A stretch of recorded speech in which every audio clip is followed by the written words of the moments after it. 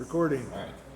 First thing you want to do in the acoustics experiment is check the end cap.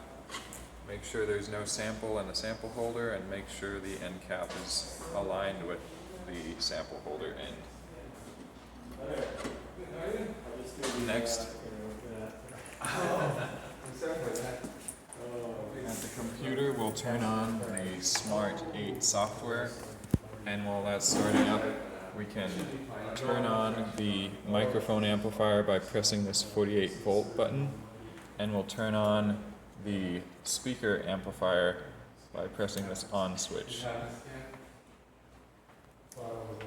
On Smart 8, I'm going to hit continue with the current configuration, and I'm going to hit play over here to show the spectrum.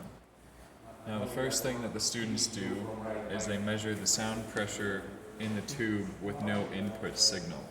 So first I'm going to hit minus a couple of times on the keyboard to zoom out to see the spectrum minimum better, and I'm going to disable the right hand spectrum, the right signal spectrum.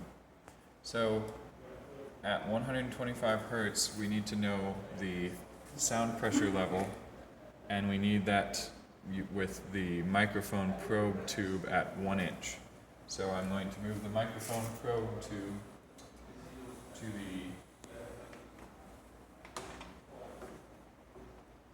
1 inch setting, and I'm going to record this sound pressure level for 125 Hertz, and then I'm going to move the cursor to 250 Hertz, record this as the sound pressure level at 1 inch for 250 Hertz, repeat for 500 Hertz, 750, 1000, and 1600 kilohertz. 1.6, there it is. Next, I move the microphone probe tube to 12 inches.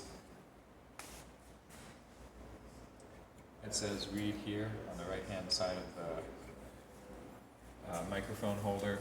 Repeat the measurements, so I'm going to write this sound pressure level, write 1000, 500, 250, and 125.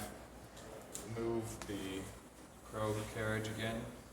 I think the next measurement is at 2 feet. Repeat the measurements, and so on and so forth until I reach the end of the microphone carriage track. Next, we will use the signal generator to input a sound wave into the standing wave tube. So the signal needs to be a sine wave, and I'm going to put the frequency starting at 125 Hertz. 125. And I'm going to verify that the speakers are the Scarlett Solo USB and that it's outputting onto the right output. To turn it on, I hit this button. Since I can't hear anything yet, I'm also going to adjust the level to 0 dB.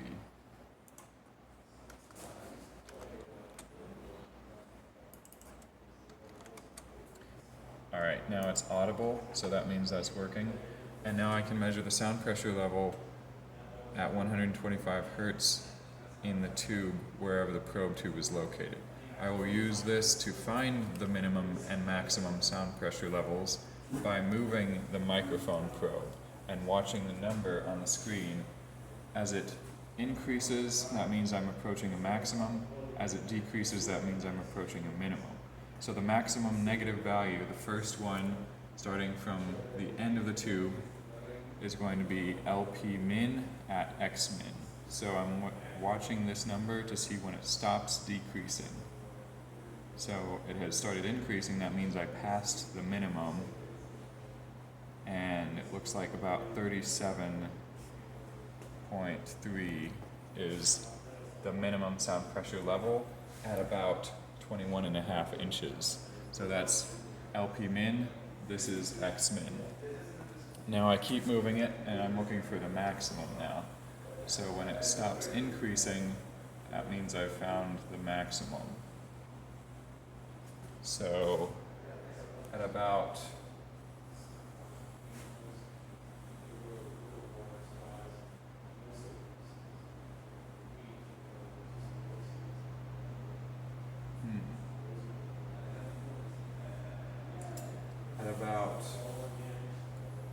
48 inches. This is the LP max, and this is X max.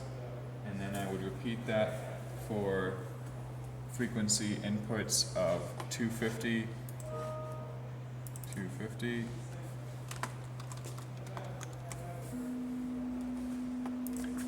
500, 1000, and 1600 hertz.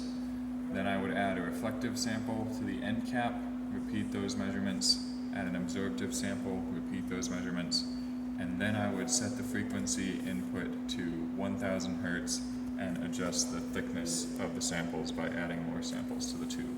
And that's it.